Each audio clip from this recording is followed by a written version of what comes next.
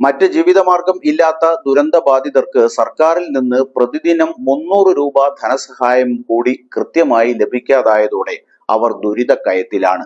നിരവധി പേർക്കാണ് ഇനിയും ദിവസം 300 രൂപ വെച്ചുള്ള സഹായം കിട്ടാനുള്ളത്. വാടകയും കൃത്യമായി ലഭിക്കുന്നില്ലെന്ന് പരാതിയുണ്ട്. ബാങ്കിൽ പോയപ്പോൾ വന്നിട്ടില്ലെന്ന് പറഞ്ഞു. ഞങ്ങൾ എന്ത് ചെയ്യും എന്നാണ് ദുരിതബാധിതരുടെ ചോദ്യം. ഇക്കാര്യത്തിൽ അടിയന്തര ഇടപെടൽ വേണമെന്ന ആവശ്യമാണ് ഇപ്പോൾ ഉയർന്നു കേൾക്കുന്നത്. അതിനിടെ മുണ്ടക്കൈ ചൂരൽമല ദുരന്തം വിവാദ വിഷയമാക്കി സ്വന്തം ഉത്തരവാദിത്വത്തിൽ നിന്ന് ഒളിച്ചോടാനാണ് കേന്ദ്ര സർക്കാരിന്റെ ശ്രമമെന്നും ഇതുവരെ 1 രൂപ പോലും പ്രത്യേക ധനസഹായമായി കേരളത്തിൽ നൽകിയില്ലെന്നും മുഖ്യമന്ത്രി പിണറായി വിജയൻ വാർത്താ സമ്മേളനത്തിൽ പറഞ്ഞു. വയനാട് പുനരധിവാസത്തിന് SDRF-ൽ നിന്ന് എത്ര രൂപ ചെലവഴിക്കാനാകുമെന്ന കൃത്യമായ കണക്ക് നൽകാത്തതിൽ സംസ്ഥാന സർക്കാരിനെ ഹൈക്കോടതി വിമർശിച്ചിരുന്നു. SDRF-ലെ നീക്കിയിരിപ്പ്, വിനിയോഗിച്ച തുക, ആവശ്യമായ തുക എന്നിവ അറിയിക്കാൻ